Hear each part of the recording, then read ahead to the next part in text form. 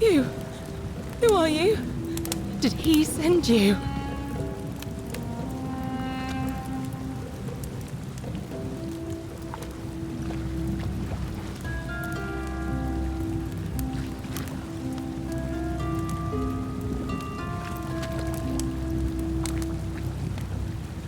Thank Juno you're here.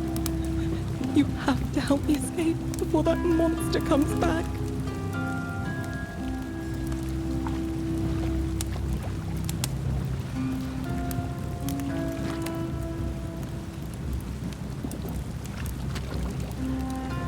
Wait, what?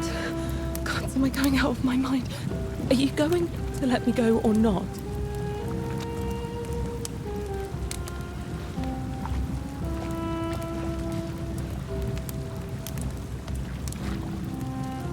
What? No! You can't just leave me here! How can you be so heartless?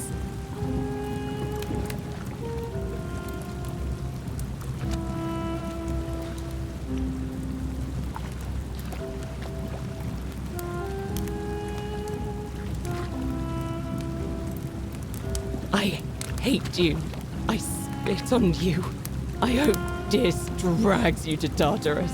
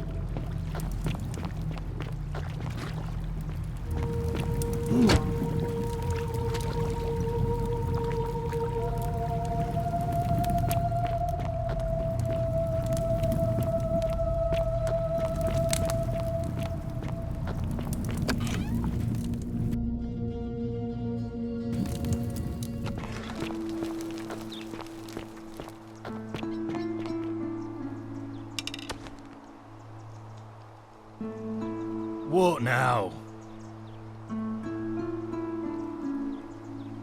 Malleolus, of course. If old man Sentius can't even protect his own daughter, how can we trust him to protect us? Whatever. Just remember, I'll be watching.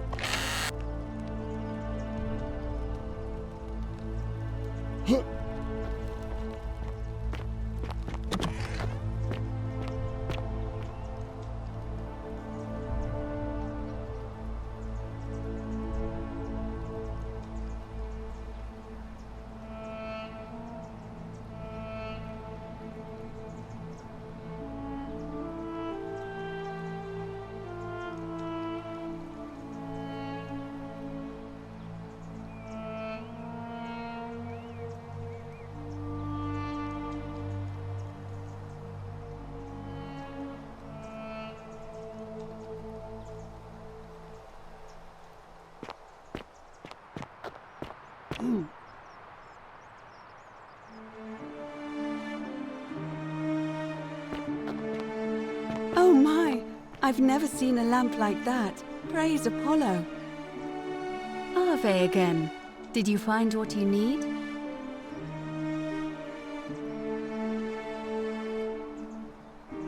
It must be completed by dusk, just the same as any other official business. It'll be between Sentius, the incumbent, and Malleolus, the challenger. Why do you ask? I like the idea, but I know Galerius well, and his position has always been that he won't run unless Malleolus withdraws. It was only yesterday that he said to me he'd only ever run if it was absolutely necessary to make sure Sentius wasn't re-elected. So, I suppose if you'd like to see Galerius elected magistrate, you'd need to persuade Malleolus to withdraw somehow.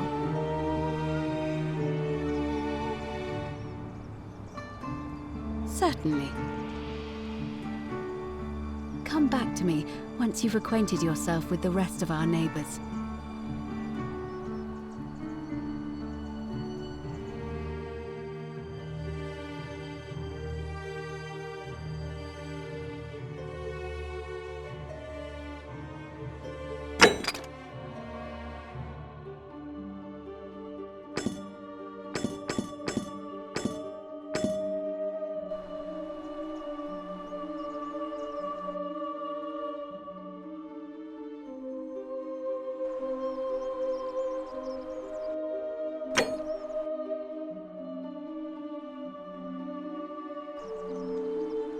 Ave again. And did you... Oh, Livia.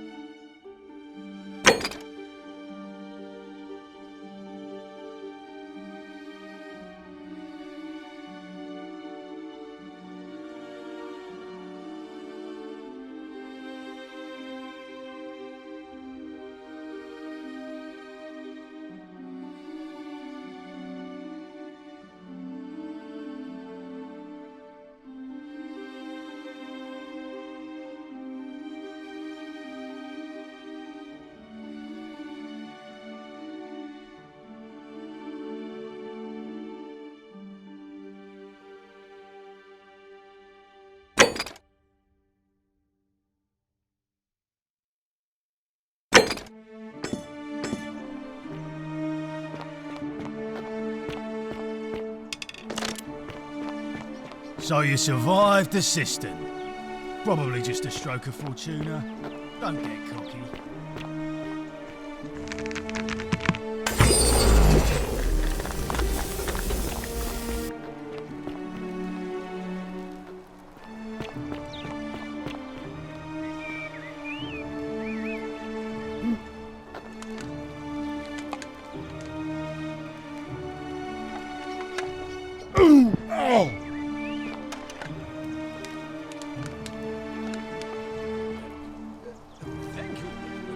Thank you. I am delighted and deeply honored to have been elected your magistrate. Magistrate, yes, yes. Thank you. I'm delighted and deeply honored to be elected your magistrate. And now, I make this solemn promise to you, good citizens. And now, I make this solemn promise to you, good citizens. Under my leadership, you will finally enjoy the freedom you deserve. And yes, no more shall you walk on eggshells. Yes. No more shall you walk on eggshells, fearing simply to live and breathe because the tyrant Sentius told you it was forbidden. Yes, my first act as magistrate, I hereby announce a day of, a day of celebration. I hereby announce a day of celebration to mark the end of an era. Yes. Very good.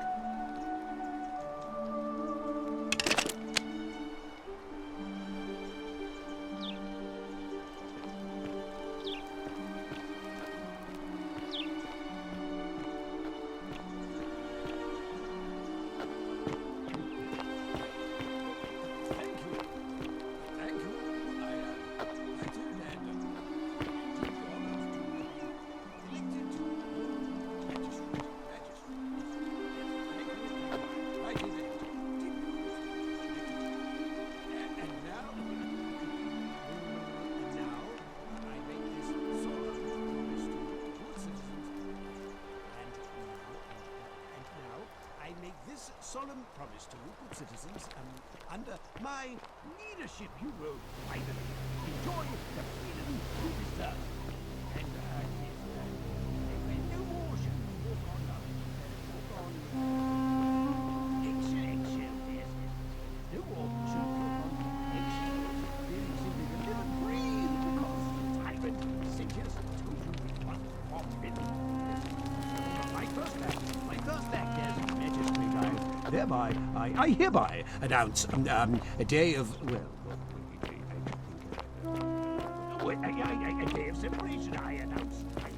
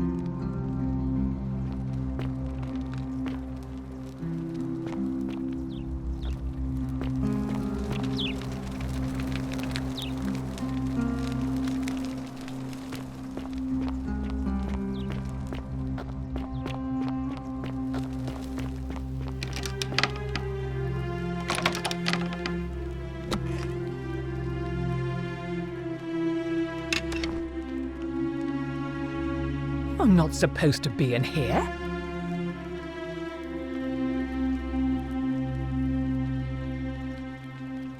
Domitius, come quickly. We're being robbed. This is outrageous. Do I need to call Domitius? Get out. Do I need to call Domitius? Get out.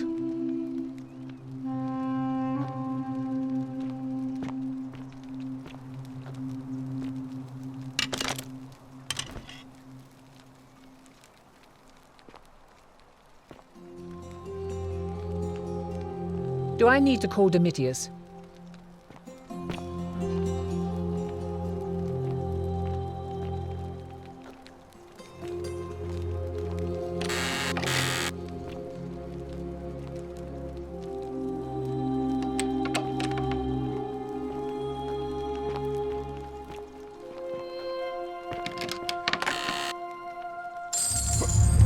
The many shall suffer for the sins of the one.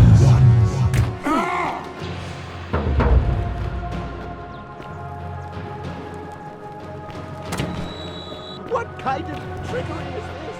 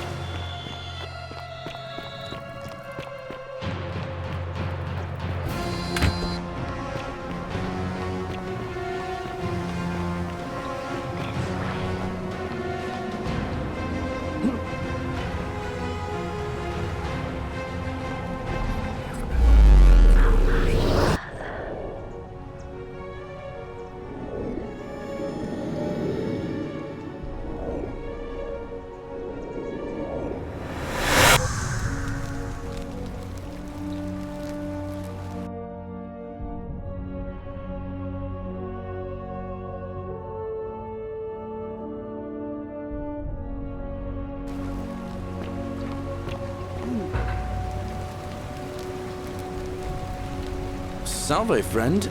Mind telling me who you are and what you're doing with that bow on your back?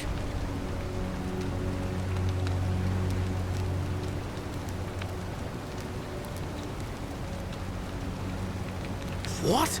That's a big ask. But something tells me you're not kidding. All right, I'm gonna stick my neck out and believe you. But I doubt I'll be able to gather more than a handful of people.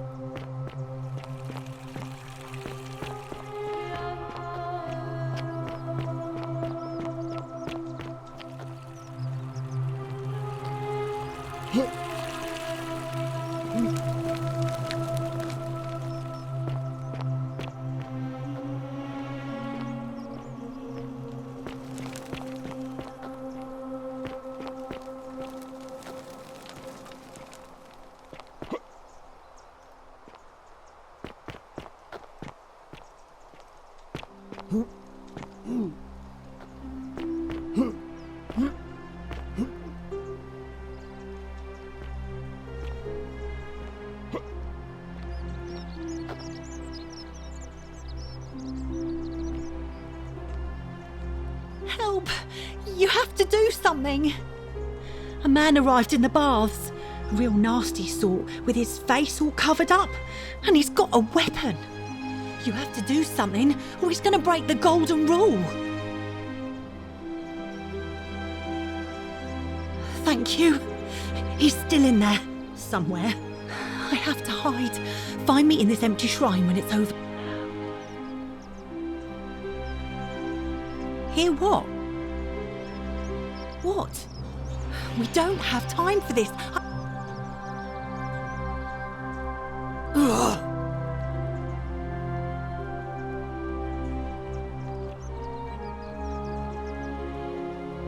The shrine is collapsing!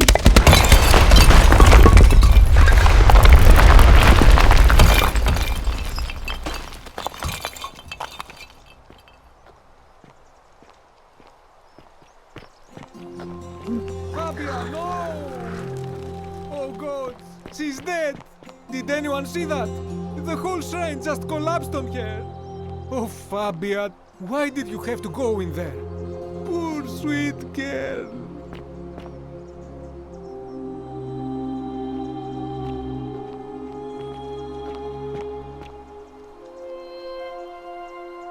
I can't believe she is dead.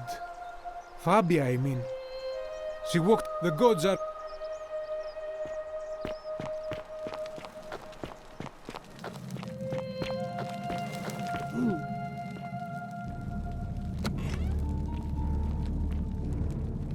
Stop.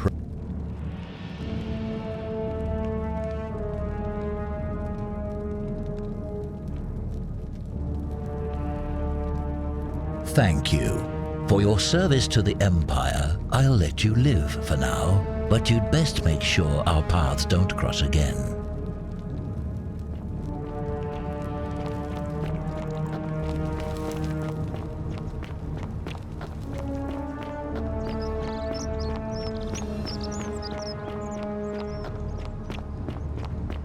Don't you just love Alvin. springtime?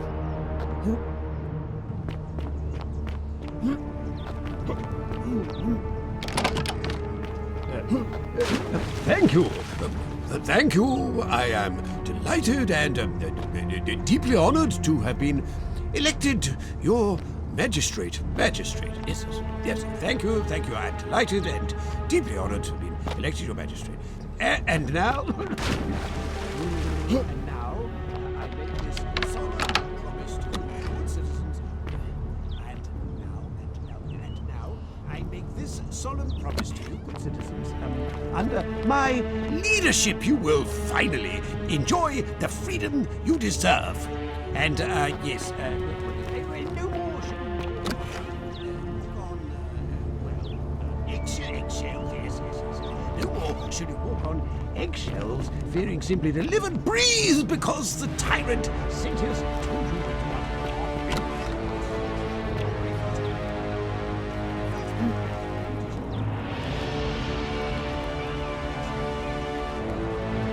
What now? I'm here for Malleolus. Who might you be? The name's Domitius. You want to get to Malleolus? You go through me. Then go through you, I shall. The many shall suffer for the sins of the one.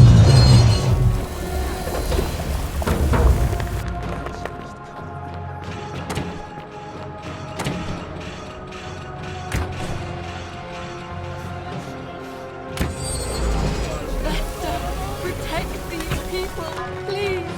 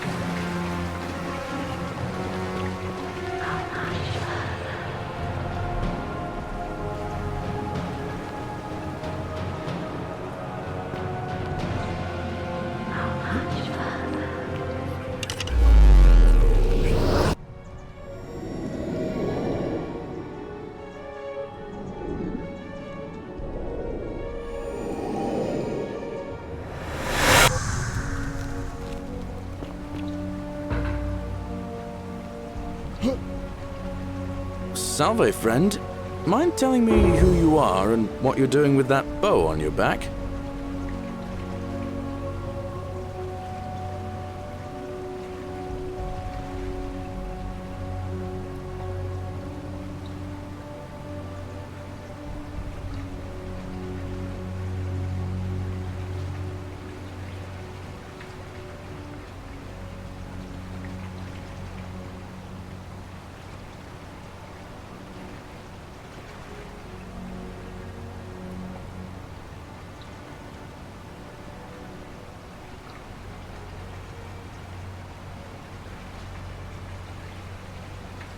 Oh, sounds serious.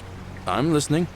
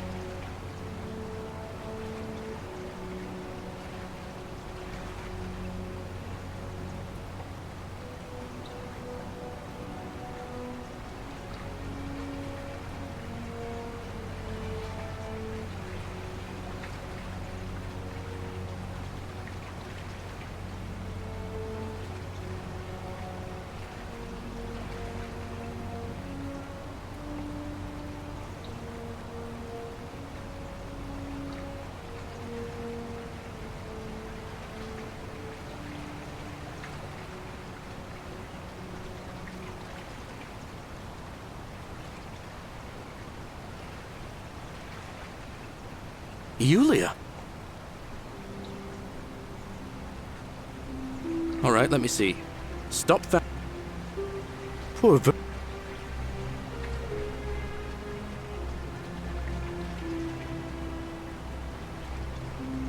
I'll go.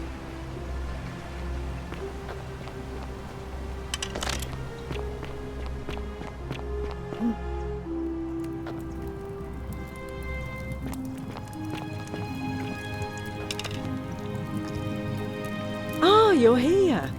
I'm so glad you decided to visit. I'm Aurelia, and I hope I'm not being too forward, but the moment I laid eyes on you, I was intrigued. I can tell from the way you carry yourself. You're a warrior, like Aeneas on a journey far, far from home. Such bravery. You, Tantalus, cannot catch the drops of water, and the tree you grasp at eludes What was you. that? Some kind of joke? If it was, it wasn't funny. I take back what I said. Suddenly, I don't find you so intriguing anymore. Let's just forget that ever happened, so we can at least do business. So, what brings you to my tavern?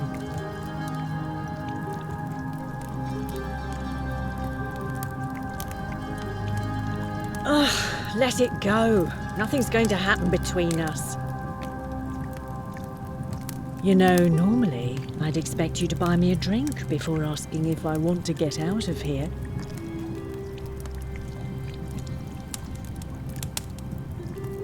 Straight to business, huh?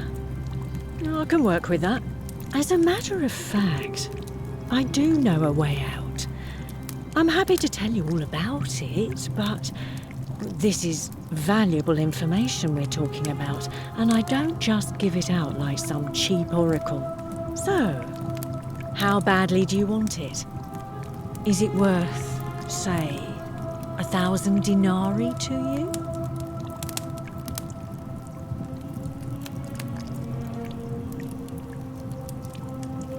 Ha! It's hardly my fault if people misunderstand the terms of a deal. I mean, it does say, let the buyer beware, right outside my tavern.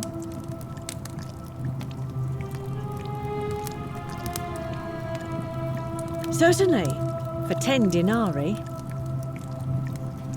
Have you met Livia? She used to do my hair, until one day she just snapped. This place has that effect on people. Now, she just stands around, caked in filth, muttering nonsense to herself. It's a real shame. Now I have to do my own hair. I hear that if Malleolus is elected, he's gonna throw a small festival to celebrate, with entertainment and everything. Can't wait to find out what it is. There used to be a midwife here, Naevia, but this place drove her mad as a Maenad. Said she could hear the statues whispering to her. Can you imagine? Fortunately for us, she locked herself in the palace weeks ago and hasn't been seen since. Good riddance, I say. Centilla, the magistrate's youngest daughter, went missing a few weeks ago, right out from under Daddy's nose. How can we trust him to govern a city if he can't even protect his own daughter?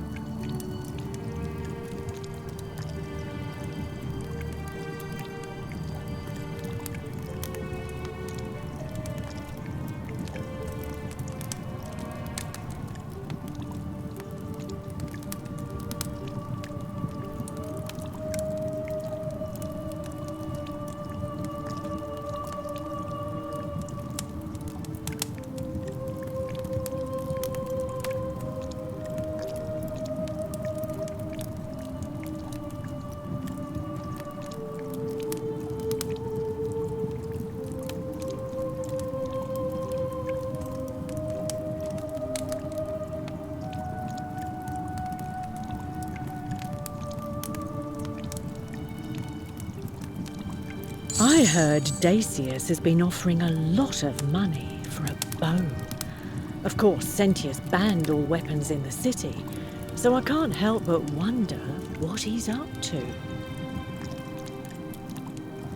Have you seen the way Rufius walks around staring at all the statues?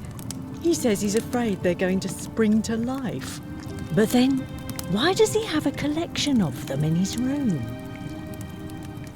I hear Galerius has a thing for Equitia, but of course she's a Vestal priestess. If she sleeps with him, the magistrate will have to bury her alive. Why do silly boys always want what they can't have? I hear there are blasphemous cultists walking among us. You know, the ones that lit the fires last year. Some even say they have a secret shrine around here somewhere. I've already told you everything I know, I'm afraid.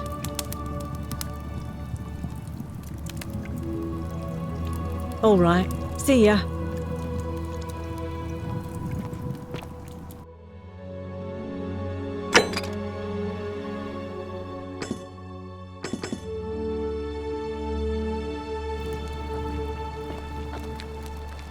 Just as the ocean but it does.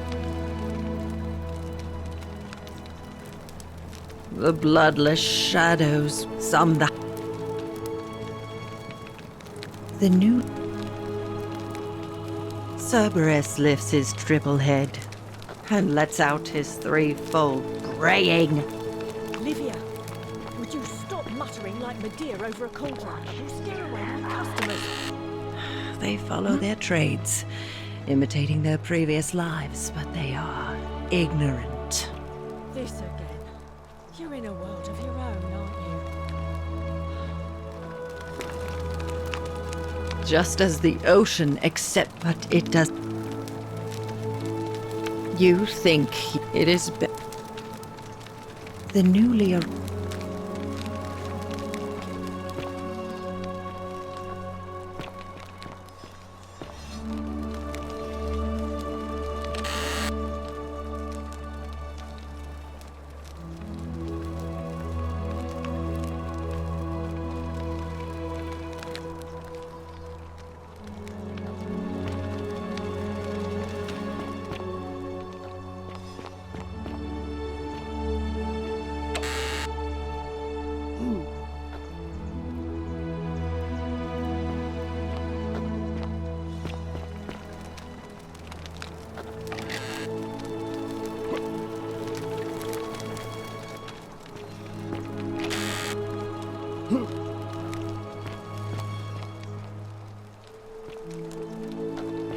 You, Sisyphus, attack or pursue the stone that always.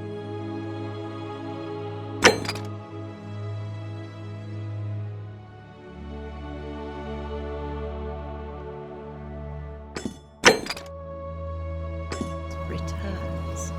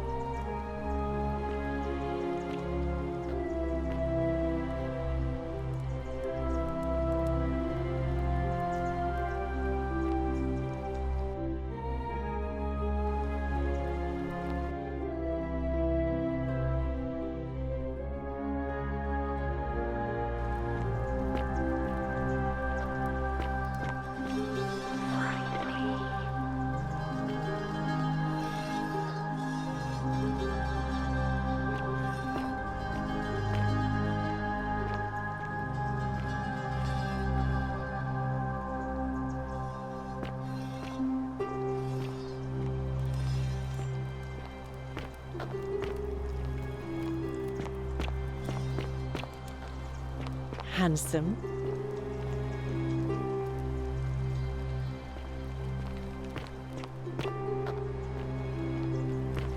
Ixion, returns.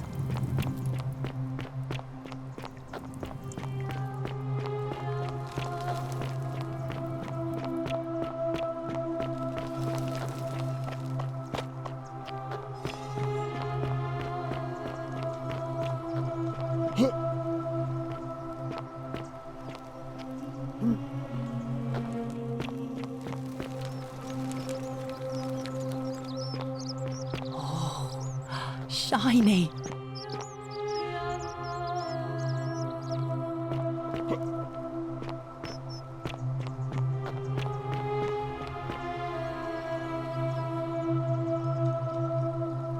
A new face. Ave, and may Vesta watch over you. I'm Equitia. To what do I owe the pleasure of this visit?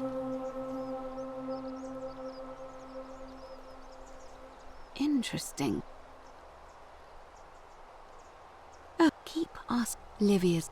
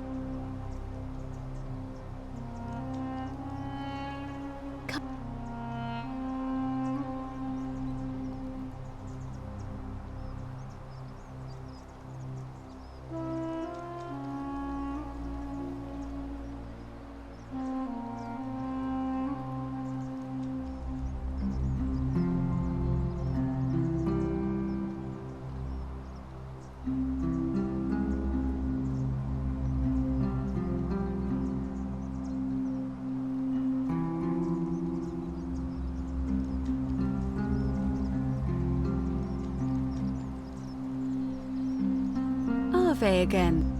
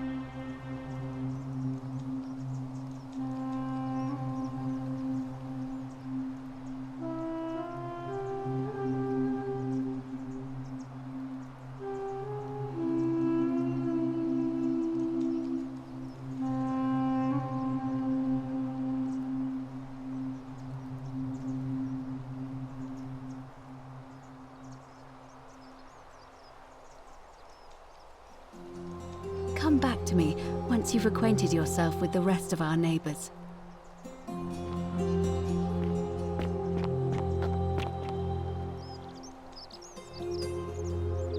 Name's Group. Can't talk long, got to stay sharp, but family's from Seleucia on Tigris, Babylon province. Not sure. I was fighting with the 6th against Parthians in the east. Only my whole body was aching every time I took a swing of my gladius. It was the rheumatism. Relentless. Unending. Of course, I wasn't going to get any sympathy from my commander. So I started thinking, what if, in the next battle, next battle came. And then nothing.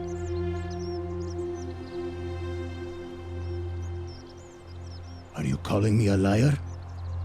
I've just opened up to you and you're doubting me to my face? I won't make that mistake again.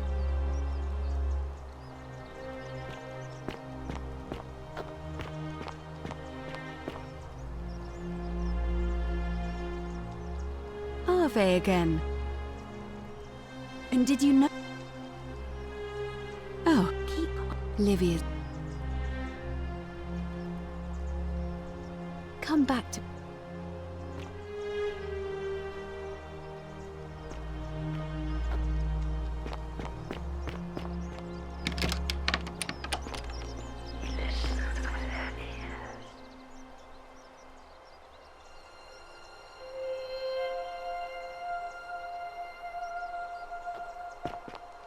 citizen.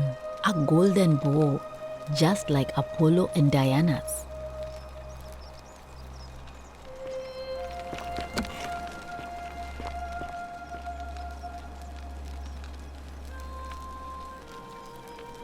Sorry, was this...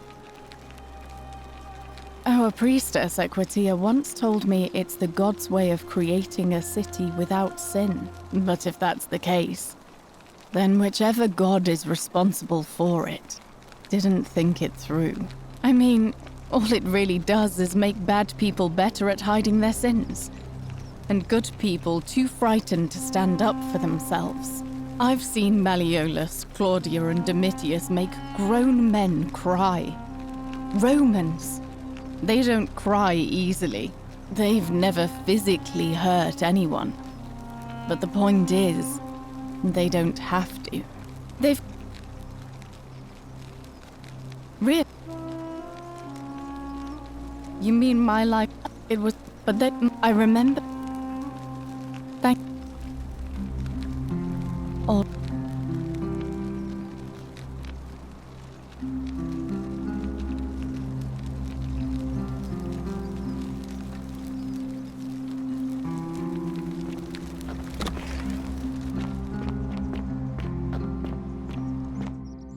Keeping an eye on things, Horatius? As always, priestess. Any news about Scintilla, Navia, or Kabash? No sign of any of them, I'm afraid. But we do have a newcomer. Strangely dressed fella. Funny accent, too. A traveler from a faraway land, then? Seems that way. Then let's make sure he feels welcome, shall we? Of course, priestess. What is... I'm a legionary... I'm from... don't... Alright.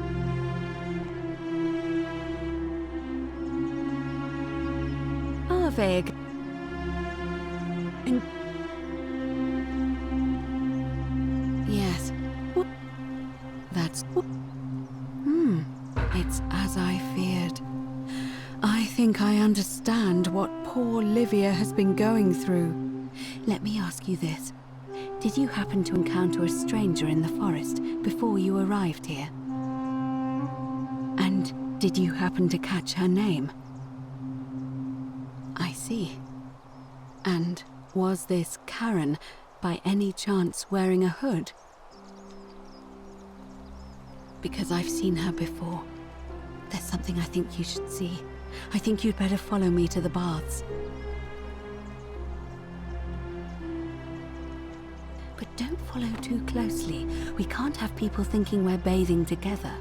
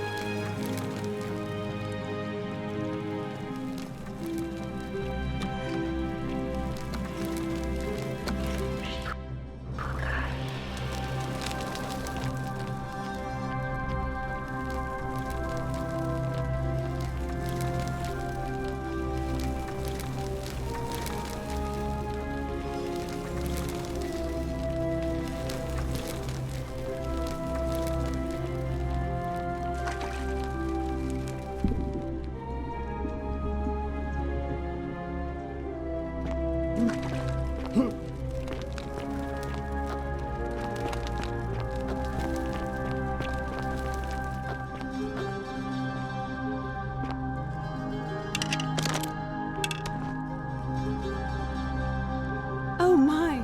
I've never seen a lamp like that. Praise Apollo. All right, you're here. You were asking how I knew the young woman you met by the river was wearing a hood. Here, look down at the bottom of the baths. It's a little hard to make out in this light. If only we could see. Oh, what a marvelous lamp. But do you see it? Somebody waking up by a river in a forest to find a hooded figure with a coin.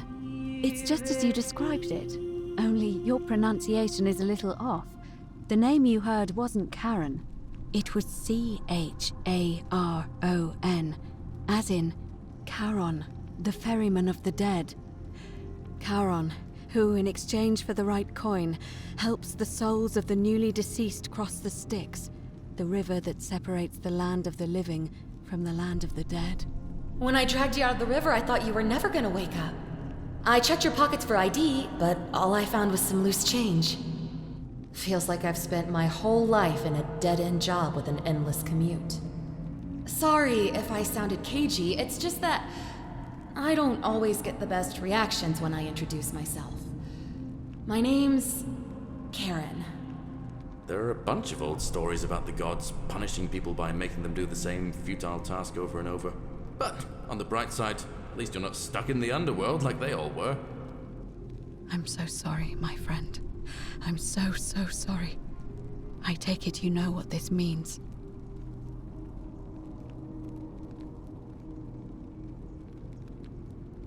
I'm afraid so. It's all starting to make sense. All these people whose last memory was running from the fires toward the river. It seems none of them escaped with their lives after all. Perhaps we should be grateful they don't remember their final moments.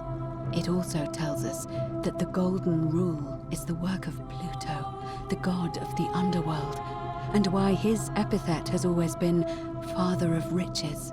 I know it's a lot to take in, and you look as if you have questions, so I'll try to answer them if I can. That was my first thought too. In the old stories, the underworld was where the souls of the deceased were taken. But it was also possible for the living to reach it without dying, if they were particularly fearless. So I'm afraid I don't know. Oh, I'm sorry. I keep forgetting you're not from here. If you were Roman, or even Greek, you would know these stories. Each of them is slightly different, whether the storyteller was Plato, Homer, Virgil, or Ovid. But they always involved the souls of the dead meeting a grim ferryman named Charon on the bank of a river. It was said that he'd help the new arrival cross, only if they could pay him with a coin, an obol. That's why it was once our custom to bury our loved ones with a coin in their mouths. Charon's obol, we called it. Of course, an obol was a kind of Greek coin, because we inherited this knowledge from the Greeks. To be fair, the ferryman isn't exactly as the poets described, and he, she, they seem to appear to different people in different guises. You say you saw a young woman named Karen with a hood, and I once heard Kabash mention a stranger in a ram headdress named Kerti, and Rufius described meeting a stranger named Kumut Tabal wearing an eagle headdress. But whatever form this stranger took, they were always wearing a hood of some sort, and their name always began with a K sound. I suspect the only way you'll solve this riddle is if your paths cross again.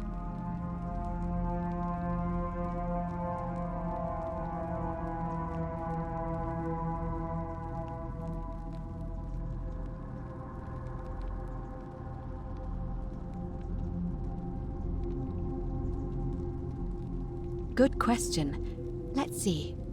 In the stories, Charon would always require a coin as payment for passage across the river. But that never made any sense to me. What does an ancient immortal being need with coins? In our case, it seems Charon didn't take the coins we had. He or she merely checked we had one in our possession. So, maybe there's something special about the coins each of us had on us. That might explain why we wound up here, but so many others did not.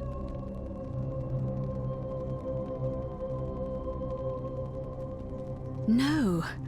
I mean, I had my suspicions, especially after Livia's ramblings, but I would never have figured it out without your help, I promise you. Now that we know where we are, we have to figure out what to do about it, if we don't want to be cast into gold for eternity. We don't have much to go on, except the old stories. I remember 4 in particular about heroes in the underworld. Hercules, the demigod and son of Jupiter. Orpheus, a Thracian poet. Sisyphus, a king of Ephyra. And Aeneas, a Trojan hero. Hercules was able to leave the underworld because he cowed its god with his strength. Sisyphus and Orpheus both relied on their wits instead. They persuaded the goddess of the underworld, Proserpina, to help them escape. And finally, Aeneas was able to escape with the help of a spirit guide, who led him through a secret gate. So it seems you have 2 options: to confront the god of the underworld head-on, or find a way to escape with the help of Proserpina or some other guide.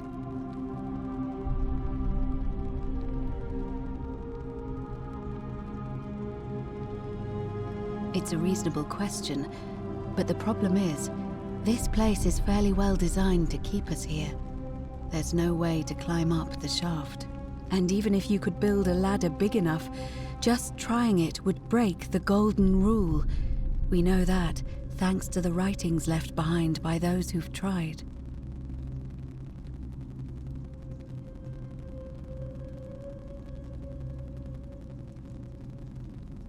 All Romans try to avoid saying it, and the reason is quite simple. He might hear us. You may refer to him as Pluto, if you wish, but you'll only be calling attention to yourself. Do so at your own peril.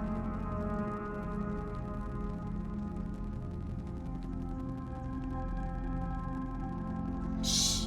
Is everyone so blunt where you're from? Oh! That option would be the boldest, but also the only way to learn the truth about the Golden Rule, and maybe even put an end to it. As I said, Hercules managed to overpower the god of the underworld, but he was a demigod. Forgive my candor, but you are no Hercules.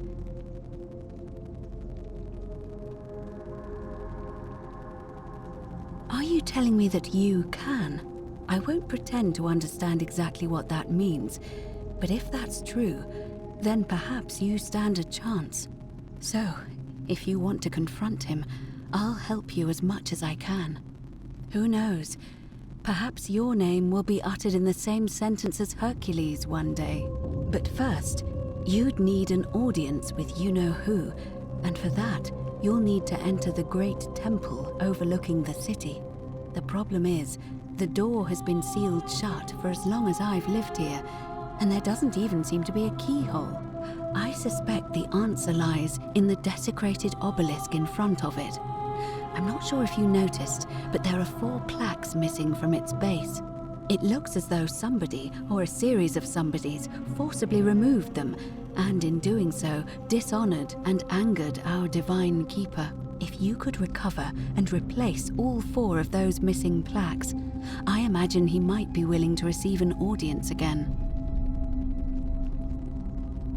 It's the towering stone monument with 4 sides and a pyramid-shaped head that stands before the great temple, a dedication to the god of this place. You'll find them all over Rome, but of course they were looted from Egypt many years ago. It seems one of them made its way here too, although how is a mystery. However, this one is unusual in that each of the 4 sides is decorated in a different style: Roman, Greek, Egyptian, and another I don't recognize. That means you'll need to recover 4 different plaques: Roman, Greek, Egyptian, and a 4th, a mystery plaque.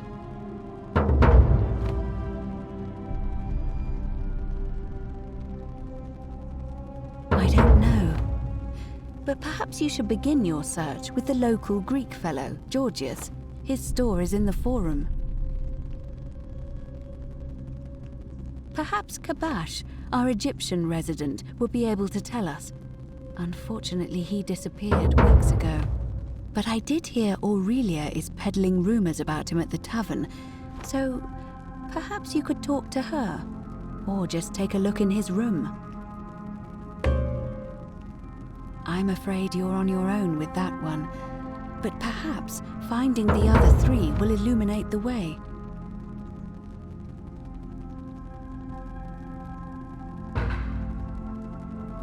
As I mentioned, both Orpheus and Sisyphus were said to have persuaded Proserpina to help them escape, and Aeneas was guided to the exit. The problem is, those are the stories of a poet, a self-aggrandizing king, and a brawler about their own heroic deeds, so they should be taken with a grain of salt. First, Proserpina. What we do know about her is, well, it's a grim tale.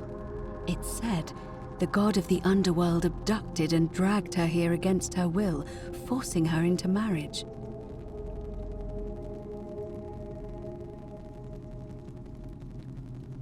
If the stories are true, then I suppose so.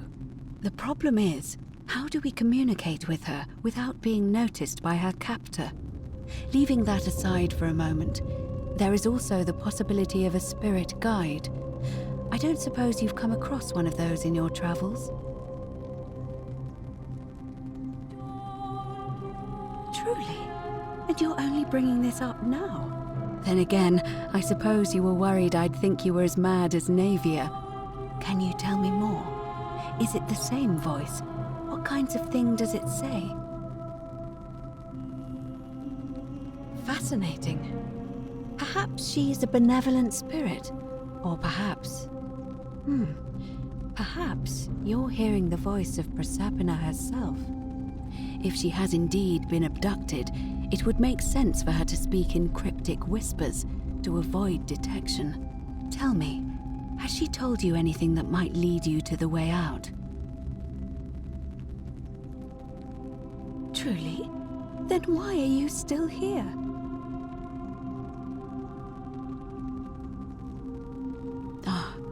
I see. Then it seems you have made a great sacrifice for all of us, friend. I admire your compassion. Truly. Thank you. But unfortunately, I'm afraid your only other option will be to confront you-know-who. All right. I would suggest not discussing this with anyone. The best we can do for them is to let them remain oblivious for as long as possible. As for Livia, it seems she's been shouldering the weight of this terrible secret all this time. Perhaps it would comfort her to know she's not alone.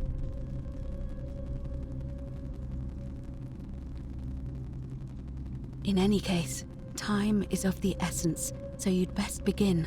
May Fortuna guide you. Although you may not need her with Proserpina on your side.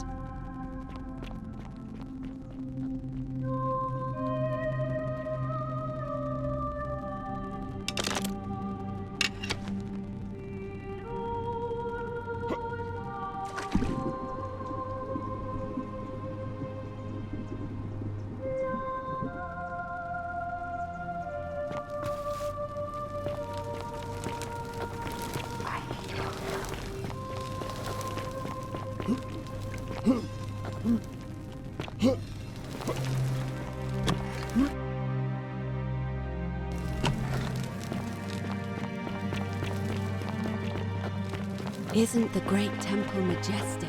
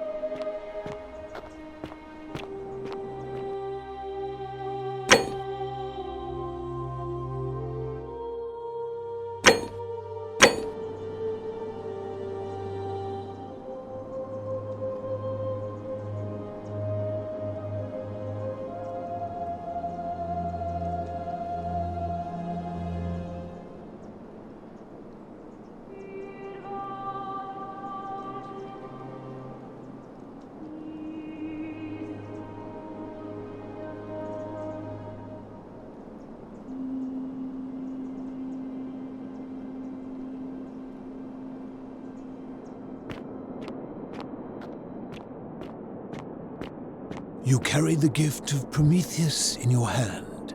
Remarkable.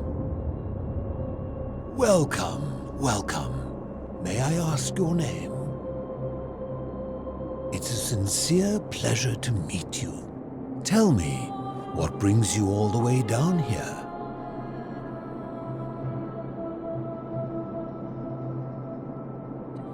Ah, Kabash. I know this man. He came through here some weeks ago. I will tell you everything I know, but first, a request. I have been living down here alone for many years, with nobody to talk to but myself. The one thing I long for above all else before I die is a good philosophical argument with somebody astute. I'm hoping that person is you. Let us find out with this simple question. Have you deduced the name of the god responsible for the Golden Rule? Excellent. I see you are indeed quite astute. Very few come to that realization before their time in the sun is over. Now, will you join me in a friendly Socratic dialogue? Wonderful. Then let me begin with a question. Would you say you know the difference between right and wrong?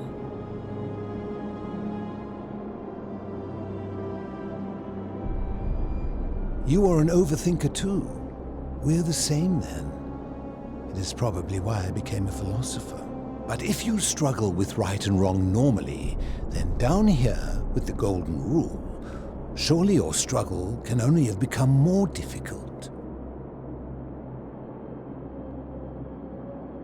Well, that's reassuring. And the truth is, you're not alone. You see, out there in the world, being uncertain about right and wrong was acceptable, because our mistakes rarely had consequences. So we would tell lies and bend rules and turn a blind eye and rationalize, and yet still find a way to think of ourselves as good people. But under the Golden Rule, morality matters. The slightest wrongdoing could result in a mass execution. So to navigate this maze, we would have to be certain about the difference between right and wrong. Wouldn't you agree? That is an excellent question, and it leads directly to my next line of inquiry. So let me ask you this. Is there one system of morality which is always perfectly correct, which you could follow in every situation and always do the right thing?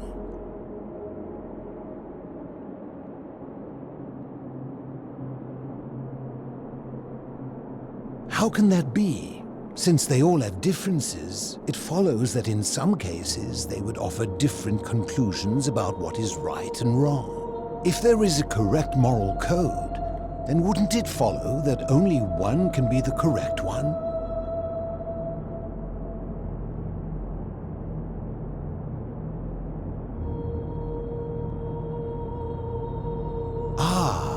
You know, I think you'd find an ally in Herodotus, a scribe from among my people who lived some 400 years ago. He told the story of a man named Darius, whose curiosity was piqued when he learned that a certain tribe had the practice of eating their dead. He asked some Greeks who burnt their dead, "What would it take for you to eat your dead?" Aghast, they replied, "Nothing." Then he asked the tribe who ate their dead, "What would it take for you to burn your dead?" "Nothing," they replied, equally aghast. From this, Herodotus concluded that custom is king, that right and wrong are merely local ideas which do not survive the journey from one tribe to another. I take it you're in agreement?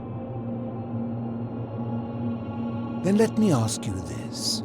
If you visited a tribe where they ate each other, copulated with the dead and drank wine from cups made out of human skulls, would you still maintain that within such a tribe there is nothing wrong with such conduct? And that's a credit to you. It is the mark of a civilized person to change their position when presented with a superior argument. My point is this. I don't think anyone alive truly knows any hard and fast rules about right and wrong.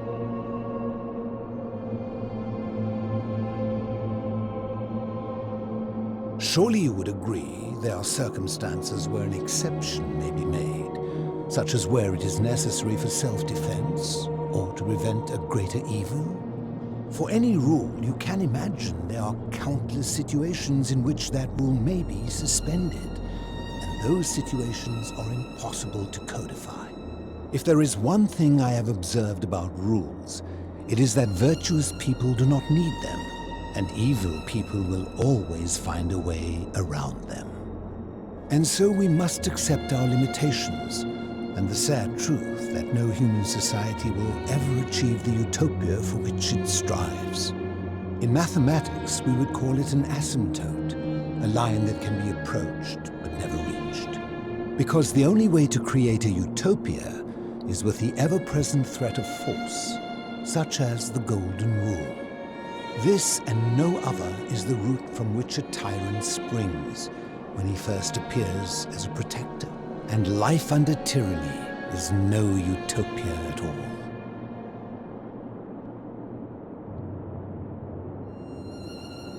I'm glad to hear that. In any case, thank you for humoring an old man. I would be happy to answer your questions.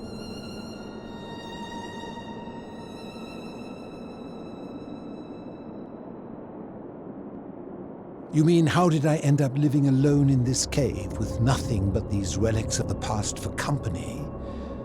It's a long story. I was a quarrelsome young man. At 19, I left Corinth for Rome to study rhetoric at one of her finest academies, so I could argue more forcefully. Back then, I used to enjoy verbally sparring with everyone I could, and I was good. One night I found myself in a tavern, in an argument with a drunken mercenary. It became heated, he drew a gladius, and I won the argument, but lost my life. I woke up on the banks of the Styx at a campfire opposite Karen. Of course, I tried to persuade her to let me return, but even with all my skill, I failed. I settled in, made friends, and learned what I could, quickly realizing our little community faced certain death under the Golden Rule. So I began looking for a place to hide underground. Fortunately, I found this place waiting for me. You see, I was not the first to take refuge here. I returned to my friends above, persuaded them to join me, and 12 of us descended for the last time to live out our days hidden from Hades' tyranny.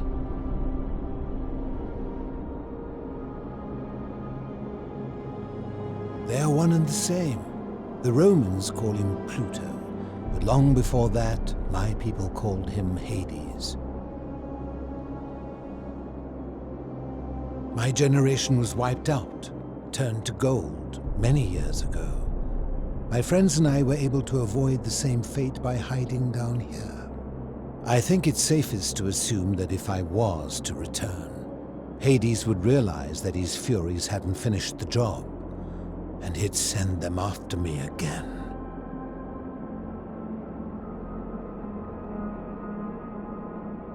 I fear that if you were to utter my name in the city, even by mistake, that Hades would hear you and know I am still alive. I'm afraid I am the only one left. There were 12 of us in the beginning, but one by one, my friends passed away. Some from malnutrition, others from madness and despair. It has been lonely. Before my unexpected visit from Kabash some weeks ago, I'd not seen another person in many, many years. Living in darkness is not without its challenges. The first challenge is diet. Fortunately, I found that eating fresh fish provides most of the nutrients I need. And sometimes, when there are Greek people living up above, I surface at night and salvage the offerings they've left in the temple of Demeter. The greater challenge is the isolation. So I like to imagine arguments where I argue both sides. But like so many things in life, arguments are better with a partner.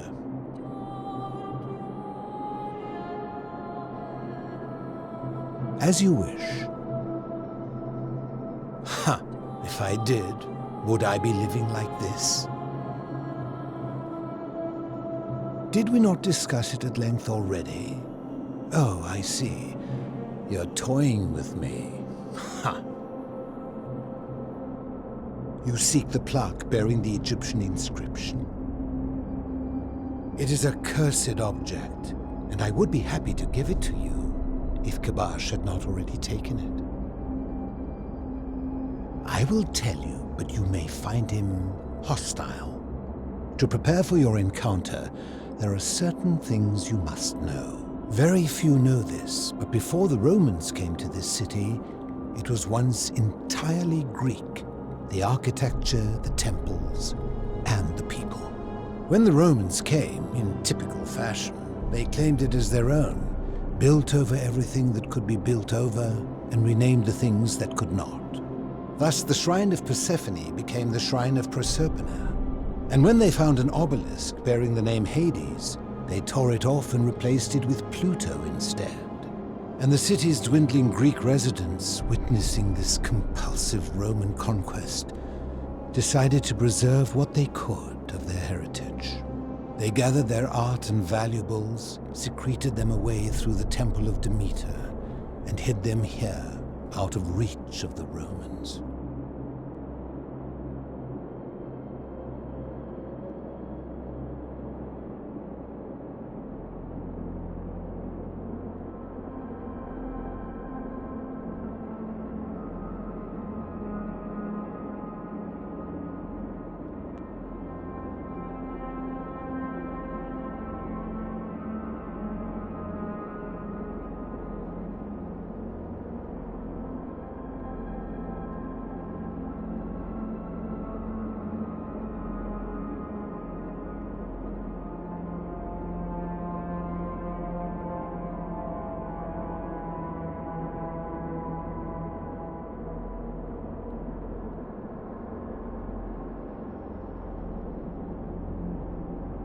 I'm getting to that.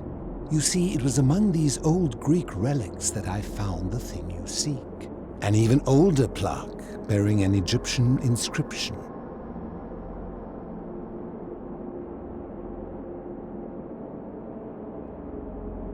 We had no idea until years later, when the first of my friends began to die.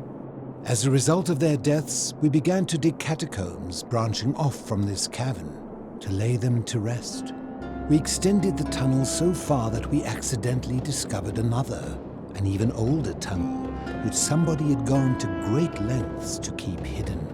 Suddenly it made sense why there was an out-of-place Egyptian plaque among our people's possessions. You see, we proud Greeks had thought the Romans beasts for stealing and corrupting our heritage. But it turns out this game has been going on much longer than any of us imagined. I think it is best you head through the catacombs and follow Kabash's trail.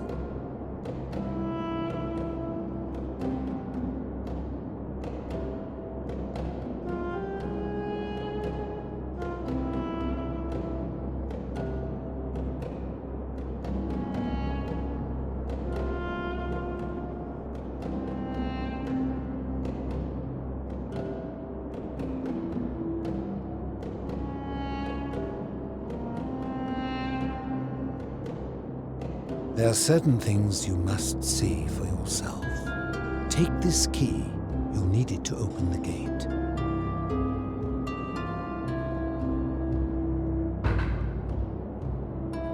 I enjoyed our chat, but please, keep my presence here a secret.